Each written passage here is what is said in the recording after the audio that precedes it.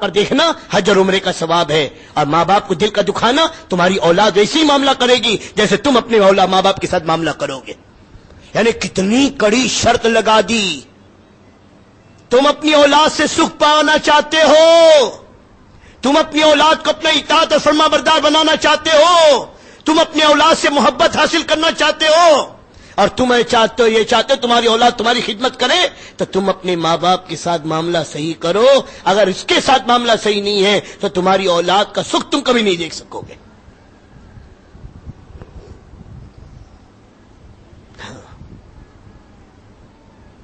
ایک صاحب ایک باپ کا واقعہ لکھا ہے کتابوں میں کہ میرے دوستوں بزرگوں، ایک بیٹے نے آ کے اپنے باپ کی شکایت حضور صلی اللہ علیہ وسلم کی مجلس میں کی، اللہ کے نبی کی مجلس میں. بیٹے نے باپ کی کہ میرا باپ میرے مال میں سے بغیر میرے پوچھے خرچ کرتا ہے اور بغیر پوچھے تصرف کرتا ہے، مجھ سے پوچھتا بھی نہیں، مجھ سے کرتا بھی نہیں. تو حضور صلی اللہ علیہ وسلم نے ان کے باپ کو بلایا. باپ کو بھی خبر ملی کہ میرے بیٹے نے میری شکایت اللہ کے نبی کے دربار میں کی ہے. تو یوں آتا ہے روایتوں میں کہ چلتے چلتے اس نے دل میں کچھ اشعار کہے، کچھ اشعار جس کو اس کے کان نے بھی نہیں سنا، اس کی زبان نے بھی نہیں کہا، صرف دل میں اس نے، دل میں ہوتا ہے نا، دل میں خیال، دل میں کسی چیز کو. ہاں اب اللہ کے نبی کے مجلس میں پہنچے تو اللہ پاک نے جبرائیل امین کو بھیجا. اب دل کی بات ہے جس کو زکان نے، جس نے کہا اس کے کان نے بھی نہیں سنا ہے، اور اللہ کی طرف سے جبرائیل پیغام لے کر آ رہے کہ جبرائیل آ کے کہہ رہے محمد صلی اللہ علیہ وسلم ان سے کہو، اس بوڑھے سے، بڑے میاں سے، کہ تو نے دل میں جو بات کہی تھی اس کو سنا، وہ کیا بات تھی؟ اللہ نے عرش پر سنا. وہ دلوں کے بھید کا جاننے والا ہے. اور جب اللہ کے نبی نے کہا کہ تو نے کیا دل میں بات کہی، کیا دل میں تو نے اشعار پڑے، وہ سناؤ، تو تعجب سے کہنے لگا یا نبی اللہ، اسے تو میرے کان نے بھی نہیں سنا اب تک. عرش والے نے سنا ہے، عرش والے نے سنا ہے. وہ دلوں کے بھید کا جاننے والا ہے. وہ حصل ما فی الصدور، جو دلوں کے اندر ہوگا اسے نکالنے والا ہے. پھر اس باپ نے اشعار پڑھے، اشعار پڑھے، عربی ہے وہ اشعار.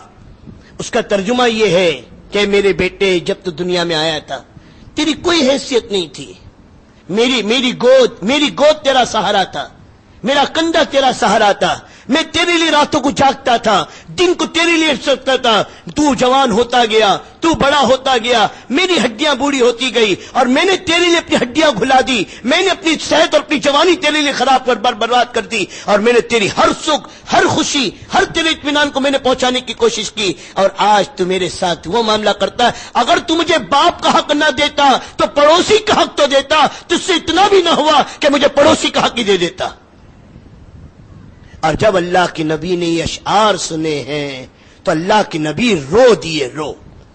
حضور کے آنکھ میں آنسو آ گئے، اور اللہ کے نبی نے اس بیٹے کا گریبان پکڑ کے کھڑا کیا. اللہ کے نبی نے کہا تو اور تیرا سب کچھ تیرے باپ کا ہے، چل یہاں سے، اور آئندہ کبھی شکایت لے کے نہیں آنا. تو میرے دوستو، ماں باپ کا حق یہ اسلام بتائے گا، یہ اخلاق آئیں گے، پھر بوجھ نہیں ہوگا. بوجھ فرمایا قرآن تو کہہ رہا اف بھی نہ کرو، اف بھی، اگر کوئی بات نہ، اگر تیز نگاہ سے نہ گھورو کھا جائے گا. دیکھتا ہے کیا بس ہائے. اور پھر بہت سے تو جائے ماشاء اللہ بڈھے کو عقل ہی نہیں، بس بڑبڑ بڑبڑ بڑبڑ کرتے رہتے. اور اماں تو اور زیادہ بیچاری ہوتی ہے، اماں تو اور زیادہ. میرے دوستوں، اپنے ماں باپ کے ساتھ کا معاملہ، پھر اس کے بعد بیوی کے ساتھ، عورتوں کے ساتھ کا معاملہ. جناب رسول اللہ صلی اللہ علیہ وسلم فرمایا کتنے تہجد گزار مرد ہوں گے جو اپنی عورتوں کی وجہ سے جہنم میں جائیں گے. قرآن کہہ رہا ہے ایمان والو، اپنے آپ کو اور اپنے اہل و عیال کو جہنم کی آگ سے بچاؤ جس کا ایندھن انسان اور پتھر ہے. بیوی بچوں کو کمانا کھلانا دین نہیں ہے میرے دوستو، حلال روزی کھلانا دین ہے. پوچھ رہے علماء اور مفتیوں سے کہ بیوی بچوں کو کھلانا دین ہے؟ کہ حلال روزی کھلانا دین ہے؟ کہ جھوٹ سے، دھوکے سے، سود سے، بے ایمانی سے، رشوت سے، حرام سے لا کر کھلاؤ؟ ہاں، اسی لیے شریعت نے کہا جو تم کھاتے ہو اس میں سے کھلاؤ، جو تم پہنتے ہو اس میں سے پہناؤ. بیوی بچوں کا حق، جیسے بیوی بچوں کے 1.5 بالش کے پیٹ کا بھرنا دین ہے، اپنی بیوی بچوں کو جہنم کی آگ سے بچانا بھی دین ہے۔ اگر کوئی مرد اپنی بیوی کی بے حیائی پر، اپنی بیوی کی بے پردگی پر، اپنی بیوی کے میرے دوستوں غیروں سے ملنے جلنے پر، اور اپنی بیوی کے میرے دوستوں کو اپنی آزاد سوسائٹی پر خوش ہے، تو فرمائے وہ مرد کو شریعت میں دیوس کہا گیا ہے، اور وہ مرد اپنی بیوی کے گناہوں میں برابر کا شریک ہے۔ وہ مرد اپنی بیوی کے گناہوں میں برابر کا شریک ہے۔ اسی لیے جناب رسول اللہ صلی اللہ علیہ وسلم نے نکاح کے متعلق کیا فرمایا؟ پہلے تو نکاح کی بنیاد کو صحیح کرو۔ پہلا فرمایا لوگ مال دیکھتے، مال کیا دیکھتے نکاح میں؟ مال والی، کیوں؟ لاکھ پتی، کروڑ پتی، ارب پتی، ساری پتی آئے گی تو پھر یہ پتی کا کیا کام؟ جب خود ہی اتنی پتی ہوگی تو اس پتی کا کیا کام بیچارے کا؟ ہاں، یہ کنگال پتی کا کیا کام جب اتنی پتی کو دیکھوں گے تو؟ کہ نہیں صاحب، ارب پتی، لاکھ پتی، کروڑ پتی۔ اب فرمایا یہودیوں کا طریقہ ہے کہ جن کے نزدیک مال ہی سب کچھ ہے۔ فرمایا پھر دوسرا جمال، حسن، ہاں حسن، کہ میرے دوستو کیا چاہیے اس کو؟ شو پیس چاہیے، ماڈل گرل چاہیے کہ بغل میں لے کر نکلے تو دنیا جلے۔ او ہو، تو دنیا کے لیے کر رہا ہے، اپنے لیے تھوڑی کر رہا ہے۔ کیا جی؟ شو پیس، 1 پیس شو پیس۔ کہ بھائی ہے نا بھائی، ہر جوان سے پوچھو نا، خود بھلے کیسے ہی ہو، ہاں کہیں سے بھی ٹھکانا نہ ہو، ایسے بس ایسی ہو، بس بس بس۔ ارے تم کبھی آئینے میں خود کو تو دیکھ لیتا، ہاں چاہیے ایسی۔ فرمایا عیسائیوں کا طریقہ ہے، ان کے نزدیک ظاہر کا حسن سب کچھ ہے۔ اور تیسری چیز فرمایا لڑکی کے اخلاق کو، اس کے خاندان کو اور اس کی دینداری کو دیکھ کر نکاح کرنا فرمایا میرا طریقہ ہے، کیونکہ اسلام میں نکاح کی بنیاد شہوت اور خواہشات نہیں ہے، بلکہ نکاح کی بنیاد آنے والی نسل کی حفاظت اور تربیت ہے۔ باطل کے اندر ہے نکاح کی بنیاد، اسی لیے ایک کبھی نہیں، دوسرا کبھی نہیں۔ اور اسلام میں نکاح کی بنیاد قرآن کہہ رہا ہے کہ نکاح کی بنیاد کیا ہے؟ کہ اس کے ذریعے سے اللہ تبارک و تعالیٰ میرے دوست بزرگوں اولاد آدم کو بڑھائے گا، کہ ہم نے عورت اور مرد کے جوڑ سے اولاد کے وجود میں آنے کا ذریعہ بنایا ہے۔ نیک اور صالح کب آئیں گے؟ جب نیک اور صالح بیج ڈالو گے۔ اس لیے عورت کی دینداری میرے دوست بزرگوں یہ خاندان کی دینداری بنے گی۔ اس لیے حضرت عمر کے زمانے میں ایک باپ اپنے بیٹے کی شکایت لے کر آیا کہ میری نہیں سنتا، بالکل یہ نہیں ہوئے۔ تو باپ نے، حضرت عمر نے بیٹے سے پوچھا کہ کیا معاملہ ہے؟ تو بیٹے نے کہا کہ ابا تو یہ ساری بات کہہ رہے لیکن میرا بھی کچھ حق ہے نہیں۔ کہا تیرا بھی حق ہے؟ کہا کہ کیا حق ہے؟ کہ پہلے تو یہ کہ یہ مرد کسی دیندار سے شادی کرے، کہ بازاری عورت سے شادی کیا ہے میرے باپ نے؟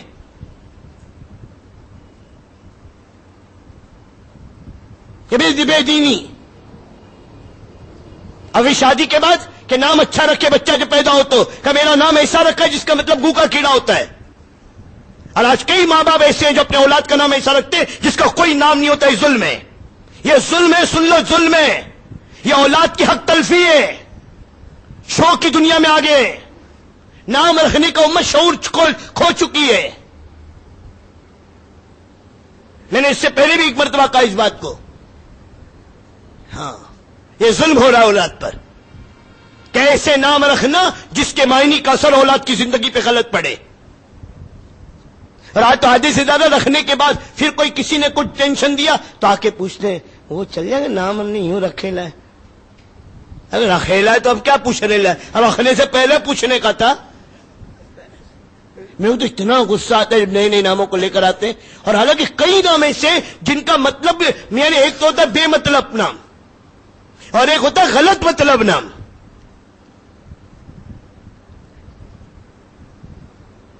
اور اللہ کے نبی پاک سے زمانے میں معمول کیا تھا؟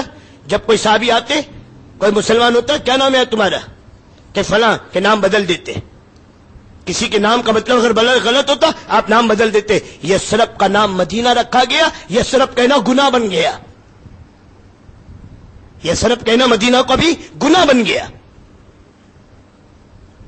اللہ نے نام بدل دیا. اور جن کے نام کا مطلب اچھا ہے میرے دوست صاحب وہ پہلے بھی وہ نام تھا, وہ نام نہیں بدلا گیا. تو نام اچھا رکھنا یہ اولاد کا حق ہے. اب یہ اولاد کی تعلیم و تربیت کہ میرے باپ نے میری تعلیم تربیت کا کوئی انتظام نہیں کیا, تو حضرت عمر نے دونوں کو کھڑا کہ کھڑے ہو, پہلے اس کا حق ادا کر, پھر میرے پاس آنا شکایت لے کر کہ تو نے خود ہی تو اپنی بربادی کو دعوت دی ہے. تو تین چیزیں. اور آج میرے بھائی ایماندار سے بتاؤں کیا دیکھتے ہیں, پھر کیا لے کر آئے گی, کیا لے کر آئے گی, کیا جوڑے اور گھوڑے ہوں. میرے دوستو جو شریعت کے اندر جہیز کی لعنت اور جہیز کو مانگنے والا ہے, شریعت کی نگاہ میں وہ ڈاکو ہے, چور ہے. اور یہ لوگ اس قابل ہیں کہ اگر بارات لے کر آئے تو بارات واپس لوٹا دو, چلنے کے بھاگے ایسے نہیں دینا میں تجھے اپنی بیٹی. اللہ اتنی جب میرے دوستو جرات اور غیرت پیدا کرے.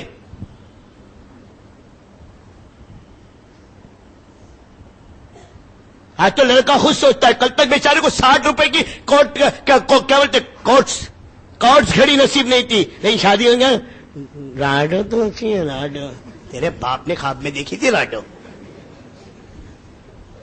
اور گھر کی بڈیاں کیا بولتی ہیں, گھر میں میرے دوستوں چوہے بھوکے مر رہے ہیں, ہم نہیں بڑا نہیں چلتا, ہم 500 لے کر آئیں گے, کائے کو لے کر آئیں گے بھائی,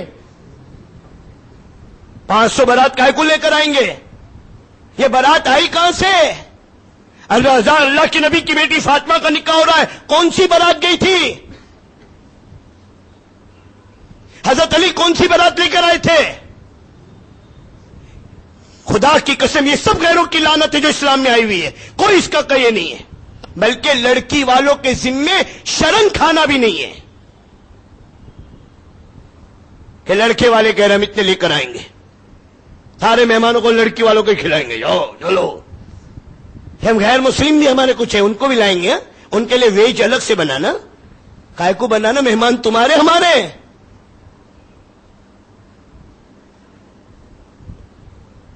میرے دوستو ایک دین نہیں ہونے کی وجہ سے آج زندگیاں کہاں چلی گئی ہے, ذرا اٹھا کر دیکھو. کتنی مشکل بن گئی ہے, کتنی لڑکیاں گھروں کے اندر سڑ رہی ہے, کتنی لڑکیوں کے ہاتھ رکے ہوئے صرف اس لیے کہ باپ کے پاس دینے کو کچھ نہیں ہے. اور جو آ رہا ہے میرے دوستو بھکاری بن کر آ رہا ہے, جو آ رہا ہے بھکاری بن کر آ رہا ہے کہ کیا دو گے. جیسے 2 ٹانگ کے 4 ٹانگ کے جانور میرے دوستو عید کے موقع میں بازار میں بکتے ہیں, آج منڈیوں کے اندر 2 ٹانگ کے جانور بکتے ہیں, نوجوان لڑکے. اب باپ ان کے بھی یہ ہوتے ہیں, لڑکی والے خریدار بنتے ہیں. اتنا کھلایا ہے, اتنا پلایا ہے, اور اتنی ڈگریاں دلوائی ہے, صاحب اتنے رشتے آ رہے تھے. اب آپ بتائیے آپ کیا دیں گے؟ اچھی طرح جوتے دیں گے یہ نہیں. خدا کی قسم میرے دوستو اللہ ہماری امت میں اس لعنت کو نکالے. ہاں ورنہ شادیاں سیدھی سادی تھی, یہ بیچنے دھندے تھوڑے ہو رہے تھے. بلکہ مرد کو تو بنایا تھا, جب قوامون بنایا تھا کہ تیرے ذمے ہے کھلانا, یہ نہیں کہ لڑکی کا مال شادی کی رات کو ہی کھانا.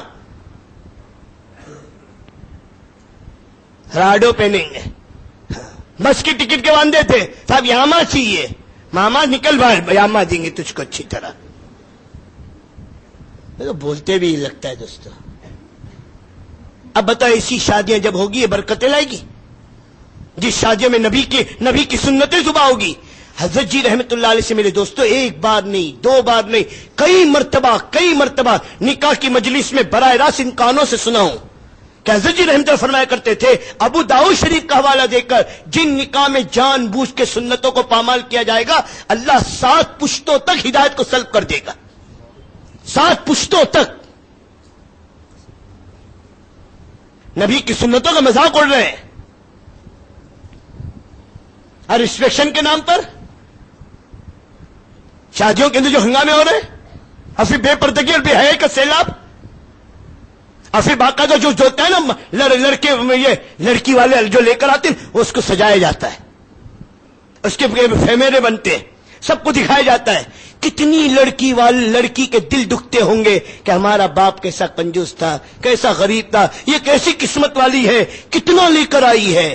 کتنی ساس کے دل جلتے ہوں گے, ایک ہمیں ملی ہے مصیبت, یہ نصیب جلی, کیا لے کر آئی, اور یہ دیکھو کتنی, کاش ایسی کوئی بہو ملی ہوتی میرے بیٹے